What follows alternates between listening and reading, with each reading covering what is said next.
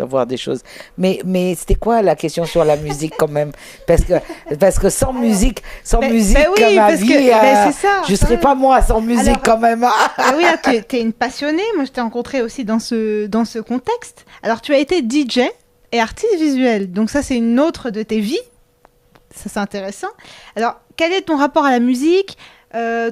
Comment ça a commencé? Quel rôle joue la musique dans ton travail, tu vois? Qu'est-ce que tu écoutes en ce moment? Quels sont les artistes qui t'ont le plus influencé aussi? C'était un peu tout ça que j'aurais voulu brosser. C'est hyper large, mais... Je vais on va condenser. Moi, j'ai acheté mon tout premier disque avec mon tout premier argent de poche. J'avais 7 ans.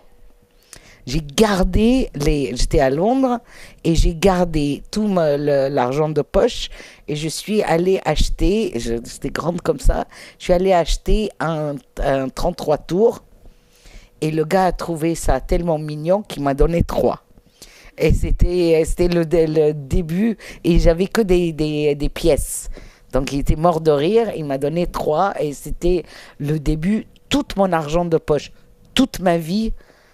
Je n'ai fait qu'acheter des disques. Donc, j'ai un peu éparpillé dans le monde des vinyles qui traînent dans des storages un peu partout dans le monde. La musique, pour moi, c'est plus qu'essentiel. Tout ce que j'ai dit est entouré d'un nappe de musique parce que c'est la seule... C'est la seule chose où on n'a pas besoin on comprend sans parole. Langage universel. C'est un langage universel où ça résonne dans un espace qui est très privilégié et personnel. Et c'est la seule chose qui évoque des odeurs, qui évoque des pensées, qui évoque des couleurs. C'est plus que... Les yeux font pas ça. Le nez ne fait pas ça. Il n'y a que la musique qui peut évoquer tout un panoplie d'émotions, des pensées, des moments, d'odeurs, de tout. Et donc, je pense que c'est la source de beaucoup de choses. Et d'ailleurs, chacun de mes films commence avec une sonnerie dans l'oreille. L'idée vient se rajouter à la musique. Et très souvent, j'essaye de traduire ça dans la musique, mais bon, comme on n'a pas beaucoup les moyens, donc j'ai des musiciens magnifiques sénégalais, les frères Guissé, qui essayent de me comprendre. Moi, je joue aucun instrument. On m'a pas donné une éducation musicale, donc expliquer ce que j'entends est super compliqué. Donc c'est super frustrant. Et les frères Guissé, par un miracle, ils comprennent plus ou moins... Enfin, ça prend un moment, mais ils comprennent ce que je veux dire. Et toute musique m'intéresse. Enfin, c'est complètement bizarre, mais il n'y a pas un genre que je n'aime pas. Bon, il y a des choses qui me parlent moins. Et des fois, c'est très bizarre. Par exemple, le hip-hop me parle moins. Et j'ai vraiment aucune idée pourquoi ça me parle moins. Parce que intellectuellement, ça doit me plaire.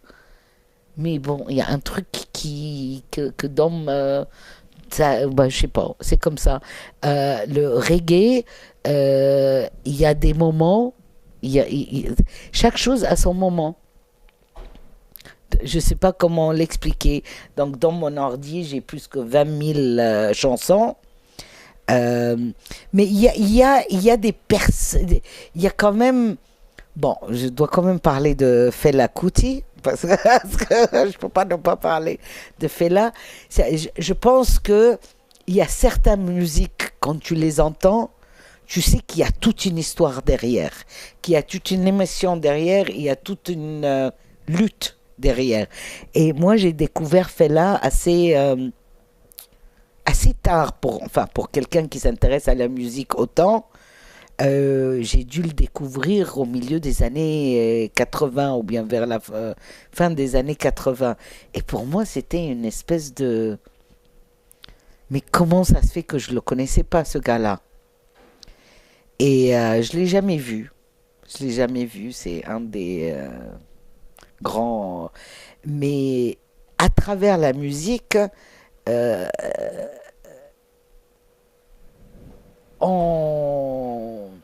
voilà, il y a un espace, un champ tellement multiple et tellement plus grand et tellement presque plus...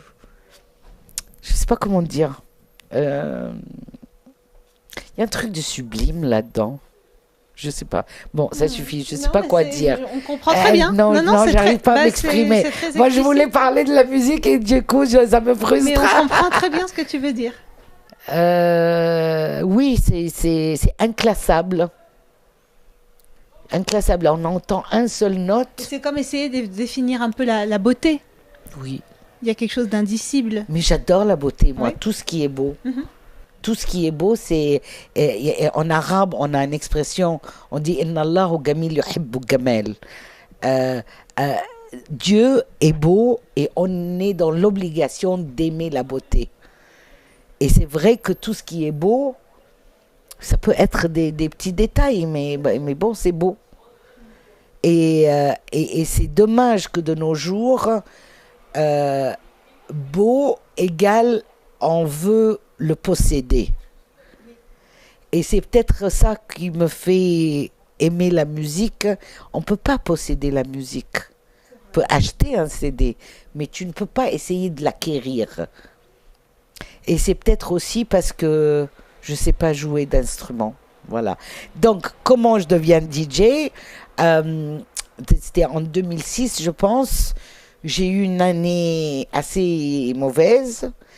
Très mauvaise, et comme je n'aime pas être malheureuse trop longtemps, j'ai décidé il faut que je fasse un truc qui me rend heureuse au moins une fois par semaine. Hein? Comme moi, d'accord, que ça soit la merde tout le temps, ok, mais au moins je sais qu'une fois par semaine je vais être bien. Et donc je cherche et je trouve un endroit, j'habitais en Afrique du Sud à l'époque, un endroit qui donne des cours de DJing. Je ne savais pas qu'on pouvait avoir des cours de DJing. Et donc j'y vais m'inscrire et je fais ce cours et c'était génial parce que d'abord, tous les autres, ils avaient entre 18 et 22 ans et personne ne comprenait qu'est-ce qu'elle fait celle-là ici. Donc tout le monde posait la question, est-ce que vous êtes manager? Non. Est-ce que vous êtes agent? Non. Est-ce que vous êtes enseignante? Non. Ils n'ont jamais su jusqu'au jour de l'examen que j'étais étudiante comme eux. Et je trouvais ça génial. Je trouvais, j'ai un peu appris un peu la production et surtout le DJing. J'étais super étonnée qu'il faut un peu de maths, il faut un peu de comprendre quand même. Moi, je suis pas du tout matheuse, donc j'ai failli rater l'examen la première fois. J'étais pas loin. Et pour moi, ça m'a donné presque des ailes. Quelqu'un qui ne sait pas jouer des instruments, qui ne sait pas... Et donc, j'ai joué j'ai joué beaucoup première année. Et en fait, je me suis rendu compte que j'adore le DJing, mais j'aime pas forcément jouer à un public. Parce que ce que j'aime bien, c'est le voyage que je fais pendant que je fais le DJ. Parce que tu démarres quelque part et tu as une idée de ce que c'est.